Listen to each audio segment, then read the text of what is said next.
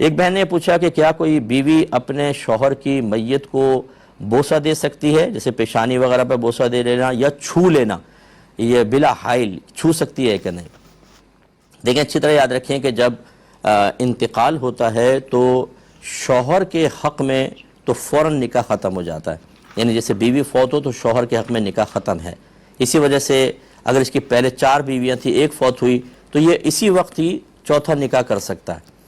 اگر یہ نکاح فوری طور پہ ختم نہ ہوتا تو پھر تو یہ 5ویں بن جاتی، اور 5 عورتوں کو بیک وقت نکاح میں رکھنا منع ہوتا، تو دنیاوی حکم کے لحاظ سے اس کا نکاح ٹوٹ جاتا ہے فوراً۔ لہذا شوہر اپنی بیوی کو چھو نہیں سکتا اور کوئی معاملات نہیں کر سکتا، نہ غسل دے سکتا ہے۔ ہاں اگر حائل ہے، کوئی کپڑا وغیرہ جیسے کفن ہے، اس میں یہ کر سکتا ہے کہ مطلب قبر میں اتار رہا ہے تو اپنے زوجہ کو اپنے ہاتھوں سے اتار سکتا ہے، جنازے کو کندھا دے سکتا ہے، لیکن بلا حائل چھونا یا اس کو غسل دینا یہ زوجہ کو نہیں دے سکتا، نکاح فوراً بریک ہو جاتا ہے۔ لیکن جیسے میں نے کہا یہ دنیاوی لحاظ سے، اگر جیسے اس نے دونوں مریں گے اور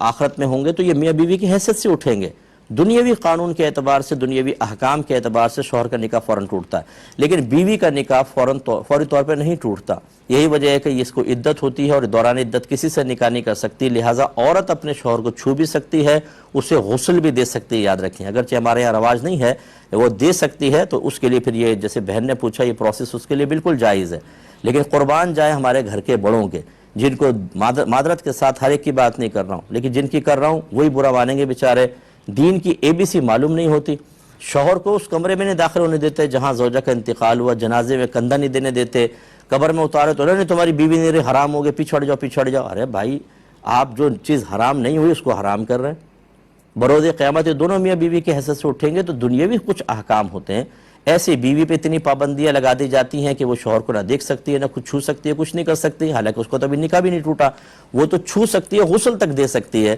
ان چیزوں کو ذرا سمجھیے خدا را، اور میں بڑوں سے گزارش کرتا ہوں کہ جب آپ اس طرح کے کوئی شرعی حکم بیان کریں آپ اپنے طور پہ نہ کریں۔ آپ کے خاندان میں کیا ہوتا رہا، آپ کے خاندان میں سارے کوئی مفتی عالم نہیں تھے، وہ بیچارے وہ بھی عام لوگ تھے، انہوں نے کوئی رسم و رواج ڈال گئے اور اپنے لیے بہت بڑا گناہ جاریہ کر گئے۔ آپ تو روکیں اس گناہ جاریہ کو، ورنہ آپ بھی اس میں شامل ہو جائیں گے، آگے گناہ جاریہ ہوگا۔